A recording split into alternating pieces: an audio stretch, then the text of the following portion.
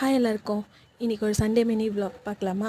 இன்றைக்கி என்ன செய்ய போகிறோன்னா சிக்கன் குழம்பும் இட்லியும் தான். சிக்கன் குழம்புக்கு வந்துட்டு ஒரு மிக்ஸி ஜாரில் தேங்காய், வெங்காயம், கொஞ்சோண்டு சோம்பு, மிளகு, கொத்தமல்லி போட்டு நல்லா கிரைண்ட் பண்ணிவிட்டு அதுலேயே ஒரு 3 தக்காளியும் போட்டு கிரைண்ட் பண்ணி எடுத்துக்கணும். அதுக்கப்புறம் குக்கரில் எண்ணெய் ஊற்றிட்டு கருவேப்பிலை நிறைய போடுங்க, அதுதான் ஒரு செம்மையான டேஸ்ட் கொடுக்கும். பின்ன கொஞ்சோண்டு ஜிஞ்சர் கார்லிக் பேஸ்ட், அப்புறம் இந்த அரைச்சி வச்ச பேஸ்ட்டை தூக்கி ஊற்றிட்டு அது நல்லா மிக்ஸ் ஆகிட்டு பச்சை வாசனை போகிற அளவுக்கு வதக்கணும். அதுக்கப்புறம் நான் ஒரு 1.5 ஸ்பூன் சில்லி பவுட்ரு போட்டுக்கிட்டேன். பின்ன 1/2 kg சிக்கனும் ஆட் பண்ணிக்கினேன். இந்த குழம்புக்கு சீக்ரெட் மசாலாவே இந்த ஆச்சி சிக்கன் குழம்பு மசாலா தான். அது ஒரு 10 ருபீஸ் பேக்கெட் ஃபுல்லாக போட்டுருங்க. அதுக்கப்புறம் பொட்டேட்டோஸ் இருந்தால் பொட்டேட்டோஸ் போட்டுக்கோங்க. உங்கள்கிட்ட ஏதாச்சும் காய் போடணும்னு ஆசையாக இருந்தாலும் போட்டுக்கோங்க. எங்கள் வீட்டில் பொட்டேட்டோ இருந்துச்சு, அதனால நான் பொட்டேட்டோ போட்டுக்கிட்டேன். அதுக்கப்புறம் சால்ட் போட்டுட்டு குக்கரை மூடி வச்சிட வேண்டியது தான்.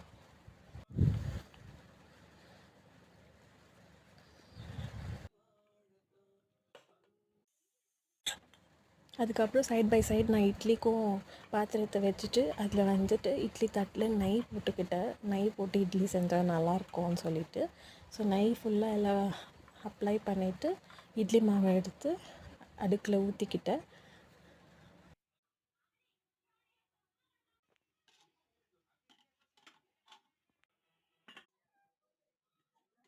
இட்லியும் ரெடி ஆகிடுச்சு.